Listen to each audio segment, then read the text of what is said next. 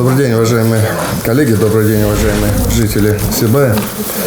Значит, как и договорились, как и обещал, что мы с вами встретимся 29 января и проведем сверку нашей работы для того, чтобы понять, какие еще действия нам необходимо принять для того, чтобы все-таки эту экологическую ситуацию нам остановить. Пожалуйста, Кирилл Сергеевич, вам короткий доклад, что у нас происходит, какие показатели по ДК, как вы проводите работу по оповещению наших жителей. Пожалуйста. Спасибо. Уважаемый Ради Фаридович, в целях организации работы и контроля выполнения ваших поручений 15 января создан межведомственный оперативный штаб. Организована работа по 4 направлениям. Первое – это контроль состояния атмосферного воздуха. Второе – оповещение и информирование населения. Третье – это мониторинг состояния здоровья граждан. И четвертое направление – непосредственно ликвидация очагов окисления. Контроль наличия вредных веществ в атмосферном воздухе проводят 4 лаборатории. Госкомитета по чрезвычайной ситуации, Минэкологии, Сибайского филиала УГОК совместно с представителями Минэкологии и Роспотребнадзора. Замеры организованы ежедневно, каждые 2 часа. За 14 дней проведено 714 замеров. Из них 557 в санитарно-защитной зоне, 157 по заявкам жителей. У нас по горячей линии достаточно много вопросов поступало по режиму работы школьных и дошкольных учреждений. Также организован прием обращений граждан в систему 112. В основном жители интересуют вопрос оказания медицинской помощи, распространения запаха серы. Для проведения работ по ликвидации очагов окисления организовано взаимодействие с Сибайским филиалом УГОК. Определен алгоритм координации работ по ликвидации очагов окисления с учетом метеообстановки, превышения ПДК и температуры очагов на южном и северном склоне. Всего в проводимой работе привлечено 108 человек и 3-4 единицы техники. Доклад закончен. Спасибо большое. Я правильно понимаю, у вас сил и средств хватает, да, вот для выполнения всех необходимых видов работ? Так точно.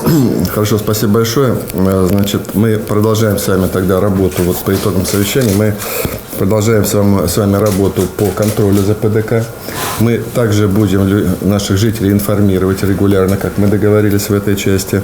Ну, по мере необходимости вот все те меры, которые вы принимаете. И я бы вас просил, чтобы либо вы, но в ранге заместителя председателя Госкомитета по чрезвычайным ситуациям, здесь человек все это время был, пока мы все-таки не завершим эту ситуацию. Все зависит сейчас от того, насколько эффективно, быстро и профессионально комбинат ликвидирует последствия.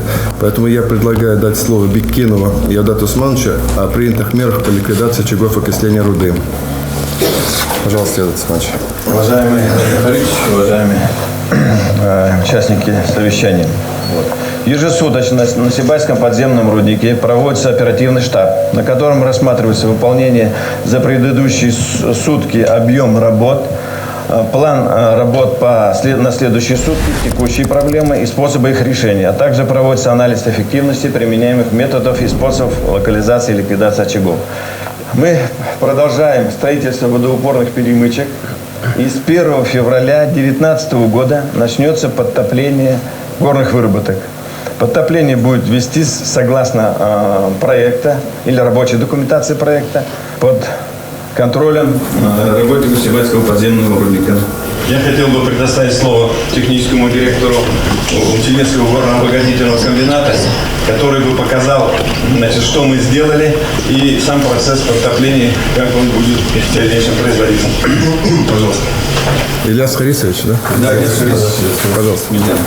Уважаемый Ради Фаридович, уважаемые участники совещания. На сегодняшний день объем выработанного пространства, подлежащего заполнению водой, составляет 410 тысяч кубометров. Объем очень большой.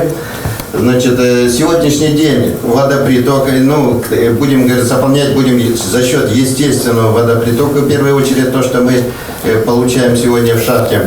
Естественный водоприток с учетом Камаганского месторождения, воду, которое тоже будем перекачивать сюда в карьер, составляет около 10 тысяч кубометров воды в сутки. То есть нам понадобится где-то 1,5-2 месяца для того, чтобы заполнить это пространство водой. При этом мы получим затопление на карьерах и, конечно, исключим доступ кислорода. Дальнейшее действие, значит, я думаю, будет в проекте рассмотрено мониторинг, во-первых, и, конечно, мы должны получить охлаждение вот этого массива. Охлаждение массива и, конечно, в первую очередь ликвидация очага. В дальнейшем насосные установки, которые у нас находятся в 629 горизонте. И при естественном, будем говорить, водопритоке именно по Сибайскому подземному около 7 тысяч, то есть мы обеспечим как бы двойную откачку воды потом. Задача сложная, но она выполнимая. У меня все. Скажите, пожалуйста, 10 тысяч кубометров, вы говорили, в день, а технические возможности увеличить есть это или нет? 10 тысяч, ну плюс еще технический трубопровод, который подает техническую воду в шахту, вот это оно тоже будет переключено. Ну, сколько это? Ну, мы ориентируемся на 10 тысяч. 10 тысяч, да? Ну, то есть невозможно подавать более 10 тысяч кубов в сутки. Просто физически нет воды, так скажем. Физически нет. Ну да, если вы говорите, вот тот объем, который чашей вы заполняете, вам нужно 400 тысяч кубов, то так оно и получается. 1 месяц и 10 дней. Ну, где-то месяц и 1,5 месяца. То есть я правильно понимаю, что после того, как вы заполните вот чашу карьера вот объемом 400 тысяч кубометров воды, то вы погасите очаги? Здесь мы как бы...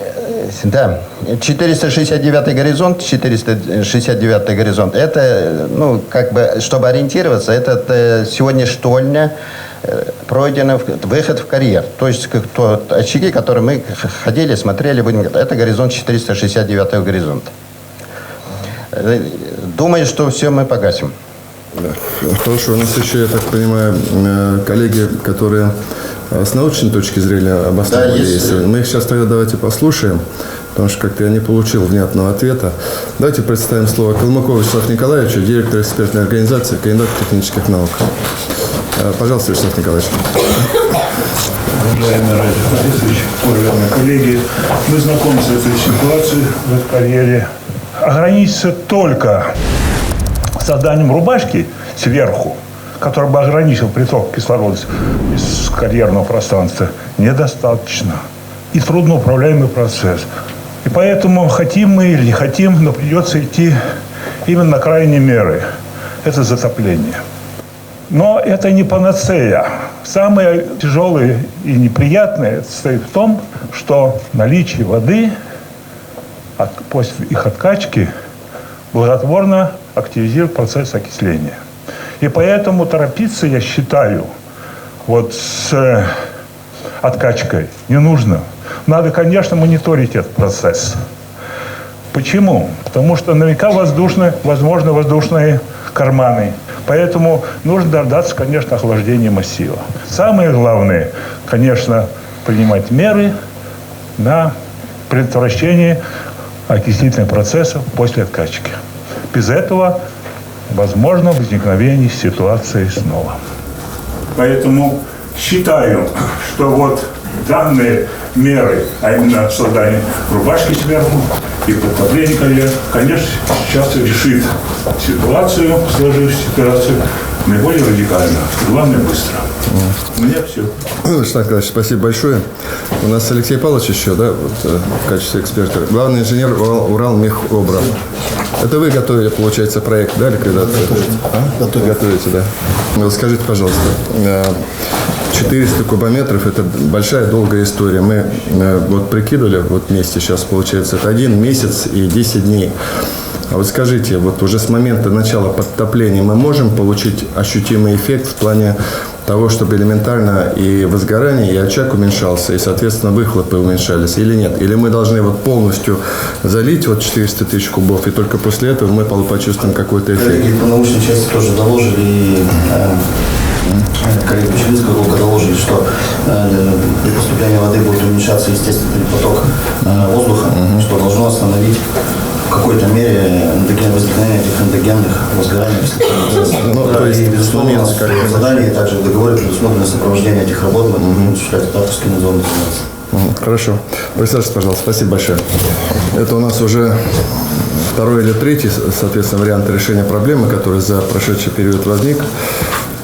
Конечно, наверное, ни руководство УГОКа, ни мы не ожидали, что это столь долгоиграющая и сложная история. Потому что вы все помните, обращаясь к жителям, Вы помните, что у нас первые сроки, которые говорили руководство ГОКа завершиться, это 1 декабря. Потом, значит, мы ставили другие сроки. Вы помните, когда я приезжал сюда, я давал поручение завершить эту историю к 1 февраля. Но ситуация, которая нам там открылась, оказалась гораздо сложнее. Поэтому 1 февраля у нас будет завершен только проект и, по сути, приступит к работе, к основному, собственно, этапу работы подтопления. Разумеется, мы будем мониторить все это последовательно и поэтапно, и будем смотреть, к чему это произведет.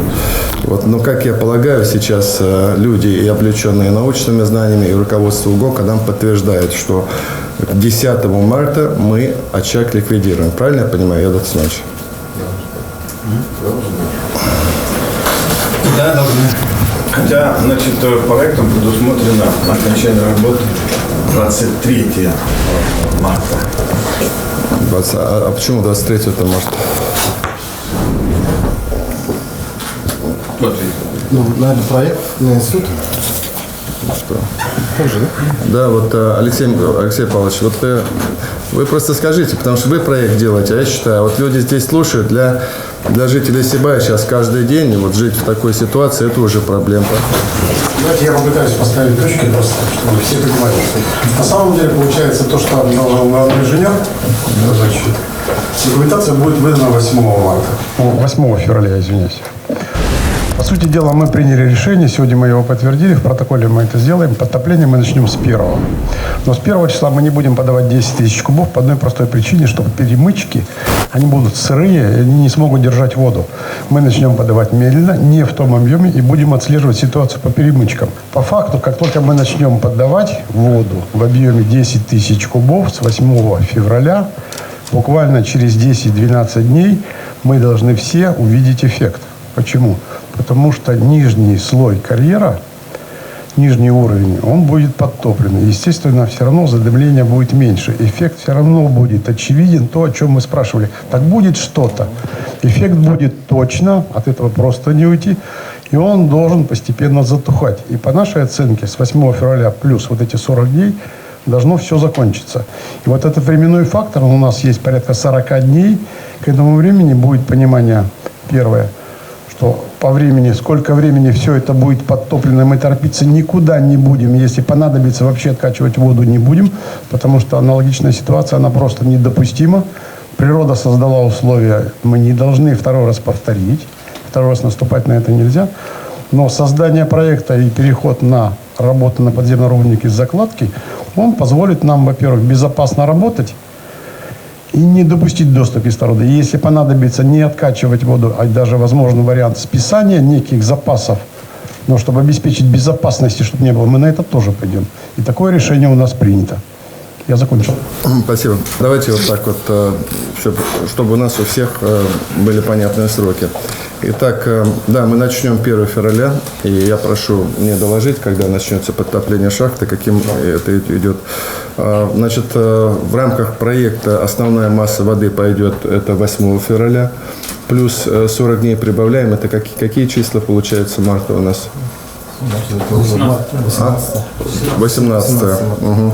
Значит, условно говоря, к 20 марта мы ожидаем уже позитивного, практически 100% эффекта от наших действий. При этом я прошу, Алексей Иванович, у нас здесь министр промышленности присутствует, вам вместе с руководством комбината сделайте, пожалуйста, дорожную карту некую, где бы мы такие срезы сделали и составляли диаграммы. Значит, условно 8-го, вот первая точка, где ПДК такое, соответственно, подача воды столько-то. И что происходит? После этого где-то 10, разделите на 10 этапов, на 10 дней, наверное, посмотрите, можете на 15. Чтобы мы вместе с жителями понимали, насколько эффективны наши действия. Понимаете, если у нас диаграмма не будет идти вниз по всем негативным показателям, получается, наши действия не очень эффективны, и нам тогда надо сразу бить тревогу, так? Поэтому это ваша задача, прошу вас это организовать. Значит, по работам тогда принимаем, как договорились, 20 марта, ставьте, пожалуйста, 20 марта. Значит, работы, я сказал, 1 начали, 8 в полном объеме и идем. Теперь очень важный вопрос. Я пользуюсь тем, что здесь руководство комбината присутствует. Григорий Николаевич, нам, тем не менее, После, наверное, как мы завершим эту историю, надо собраться уже в Доме Республики в городе Уфе. Алексей Николаевич, готовьте, пожалуйста, большое совещание с руководством комбината, с нашим видом, с учеными. Все-таки давайте так, подтопление, не подтопление, нам надо понять, что с этим карьером делать, потому что помимо того, что все-таки есть вопросы такого прямого негативного эффекта, есть вопросы, связанные с рекультивацией и как это все должно быть. Давайте вот сядем вместе и разберем вот поэтапно, пошагово, чтобы нам больше никогда к этой истории не возвращаться. Какая судьба карьеры, что делать с этими отвалами, значит, от которых пыль летит постоянно, да? Значит, что делать вообще о недопущении подобной ситуации. Такое большое совещание, где мы примем участие. Игорь Николаевич, я просил вас заранее тогда, чтобы вы тоже планировали. Мы все даты скажем, но это мы делаем после того, как первоочередную задачу решаем. Да, у меня вопрос. Вот, Йод Османович, насколько все-таки эффективно? Вот вы два вентилятора поставили, они эффективны или нет? Какой-то эффект о них есть? Вы знаете, вот основная цель этих вентиляторов – это не проветривание какого-либо. Мы ставим вопрос только сдерживания. Выдуть в сторону полностью старательской, в этого вентилятора просто физически сил не хватит, и не будем мы столько работать. Это основная как бы цель. И думаю, что эффект, сказать, что он будет 100%, наверное, сложно, но какой-то эффект будет. А чем объясняется, что вот 27-го тоже ПДК-10 заскочило? Это что такое? Это погодные условия или что? Что-то может? Штиль был полный, да? У нас получается вот максимальное значение, когда было 37, потом 11 и 10,1, это во время штиля. Это штиль, да? Это штиль. То есть я правильно понимаю, что если штиль в последующие дни установится, мы можем ожидать снова превышения? Так точно. Так, да? Да. Итак, Александр Григорьевич, я вам поручал организовать работу с жителями, общение с жителями, доведение до жителей всей нашей информации. Пожалуйста, расскажите. Оперативное информирование проводится каждые 2 часа после проведения очередных замеров атмосферного воздуха. До жителей города доводим текущую метеообстановку, значит, результаты замеров. Также доводим, называем те районы, где у нас происходит превышение ПДК. Значит, также даем рекомендации по тем местам, где возможно загрязнение окружающей атмосферы воздуха. Кроме оперативного информирования, постоянно доводим до горожан текущую информацию через интернет, городские СМИ, прямое общение с населением. Ежедневно отвечаем на вопросы горожан и комментарии в социальных сетях, в том числе и те, которые поступают в систему «Инцидент». Работаем также с населением вживую, в первую очередь с пожилыми людьми. Сотрудничаем вообще с общественниками, значит, отдельно с ними встречаемся, с блогерами, провели 2 встречи. Привлекаем горожан к общественному обсуждению, участию в работе лаборатории по замерам атмосферного воздуха. Я вас просил, чтобы все общественные и политические структуры города тоже принимали участие в этой работе. Я просил вас, чтобы депутаты городского совета участвовали, так? Да, я все так понимаю, задействовали. все задействовали, они общаются и рассказывают людям о наших действиях. Хорошо, тогда мы договариваемся с вами таким же образом. Значит, я вас прошу продолжать работу по информированию в том же темпе, в том режиме, о котором мы говорили. Наверное, где-то после 1 февраля, когда пойдет, мы с вами режим информирования поменяем, просто вашего личного участия, потому что вот мы сегодня, у нас рабочая программа, если посмотрим много вопросов, которые сейчас встали, давайте начинаем, переходим все-таки на мирные рельсы, как говорится, чтобы работа ваша не стояла. Но, тем не менее, до 1 февраля продолжайте работать таким образом. Потом я лично скажу вам, каким образом мы это все делаем. Хорошо. Значит, присаживайтесь, пожалуйста. Значит, по медицине. Что у нас происходит в плане оказания медицинской помощи? Пожалуйста, Дина Раисовна. Уважаемый Ради Фаридович, мы ведем ежедневный мониторинг здоровья населения, уровень заболеваемости соответствует аналогичному периоду прошлых лет и средним показателям по республике, как среди взрослого, так и детского населения. С 15 января в городе Сибай работает мультидисциплинарная врачебная бригада специалистов ведущих республиканских учреждений, усиленная главными внештатными специалистами, профессорско-преподавательским составом Башкирского государственного медицинского университета. Организована бесплатная выдача населению масок активированного угля силами Башформации. Организован подворовой обход жителей санитарной зоны, осмотрено около 1500 человек. Обеспечена работа подразделений Центральной городской больницы в усиленном режиме в субботние и воскресные дни. Проведен обучающий семинар главными специалистами и профессорами для медицинских работников Центральной городской больницы, ФАПы, школы, детские сады, также тренинги по бесконфликтному поведению и стрессоустойчивости с сотрудниками больницы, преподавателями Сибайского медицинского колледжа, активом ГОЧС, сотрудниками отдела образования, родительским активом. Идут подготовка пакета документов детей по направлению в Крым. Принято 371 заявление, из них в Крым 222. Те, кто отказывается от Крыма, хотят оздоровления в республике, таких 140. На лабораторное и инструментальное обследование прошли 171 ребенок, осмотрено врачом и оформляется финальный пакет документов у 74 детей.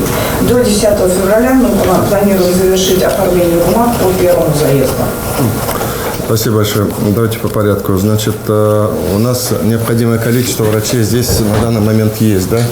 Очередей нет у нас уже? Очередей нет по обращению к гражданам. Если мы понимаем, что сейчас понимаем, в следующей неделе необходим эндокринолог, мы добавляем в нашу команду эндокринолога. Но жители обращаются ведь не только с болезнью верхних дыхательных, то есть у вас есть полный комплекс, не только связанное с... Кардиологи, онкологи, перинатальный центр было обращение от беременных, чтобы вот они на отдельном контроле. Значит, то, что касается путевок Республики Крым. Если я правильно понял, то есть на данный момент у нас 222 ребенка, которые готовы поехать и по показаниям. Заявление есть, мы уже начали медицинское обследование, которое необходимо, готовим такие документы, педиатром осматриваем. Значит, по 222, когда у вас примерно вылет? Вот уже есть понимание, когда они вылетят, когда отдых, в какой период это будет? На 20 февраля. 20 февраля, да? 20 февраля по какое? 2 недели. 2 недели, да, то есть вот это время пусть делают. Если какие-то, да, пожалуйста, если какие-то вопросы у вас есть, вы мне задачи ставьте, я вам буду помогать. Путевки есть, дети должны выехать. И, конечно, я вас прошу, чтобы попали туда дети, которым это нужно по показаниям.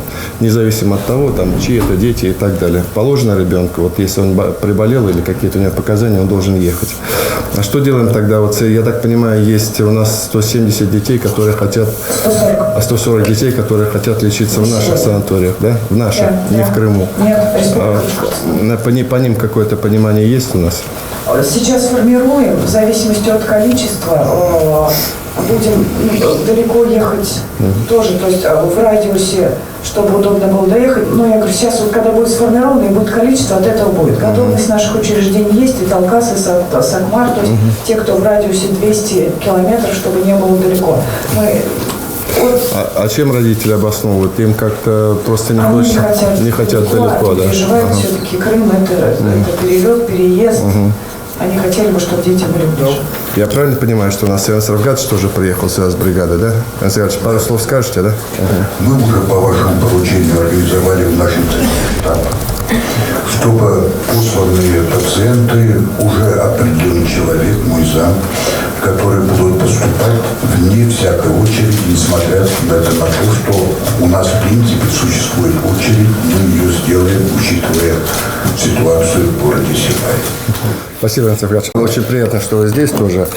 Вообще, Диана Раисовна, я вот еще хотел фиксировать, у нас сейчас для жителей Сибая, для детей особенно, есть уникальная возможность вообще в целом пройти комплексное хорошее обследование, правильно я понимаю? Продолжайте эту работу, всем врачам передайте, пожалуйста, от нас благодарность, и вот вы их меняйте, если устают. Ну, в общем, мы не сбиваем, не снижаем темпы организации медицинской помощи здесь. Андрей Иванович, скажите, пожалуйста. Я был свидетелем, когда Сергей Валерьевич Аксенов принял решение 500 детей взять на себя, повезти в Крым из уважения лично к вам, врачей, к республике. И если сегодня есть многие родители, которые беспокоятся и считают, что в Крым ехать далеко, и вот какое-то количество, 280-300 детей остаются в республике Башкортостан, и этот санаторий, то, конечно, я на себя точно готов взять это решение этой проблемы. И мне кажется, можно даже здесь не ограничиваться, что именно дети, может быть, и пожилые люди есть, которые именно из-за этой проблемы получают. Да, мать и дитя. Да, обострение от мать и дитя раз, плюс пожилой человек, если он явно с симптомами от этих проблем, которые в последнее время появились, то, наверное, его тоже можно включить в этот перечень. Но, во всяком случае, с моей стороны, пожелание или даже как бы призыв, чтобы мы здесь не только детям помогли, но всем сибайцам, не всем, а кто вот именно с этими симптомами. Если вот сейчас мы считаем, что это некая катастрофа здесь, и мы все дружно начинаем ею заниматься, то по сути горно-обогатительное производство на протяжении нескольких десятилетий создает здесь некоторую проблему. Спасибо большое. Значит, тогда разделим. Я просто обобщить хочу. Андрей Геннадьевич, спасибо большое за поддержку, за ваше предложение по отправке наших детей и пожилых людей. Рустем Карпович, официально вам сказано, поэтому ваша задача теперь, если нужна моя помощь, Анатолий Рашидович, или вы организуете до конца, доведите эту работу, надо собрать руководителей наших санаторных учреждений, которые здесь находятся, посадить напротив Андрея Геннадьевича, посадить, соответственно, представителей медицины, определиться по количеству людей, и не затягивайте, отправляйте. Итак, коллеги, тогда наше рабочее совещание я предлагаю завершить. Значит, все даты, сроки мы обозначили.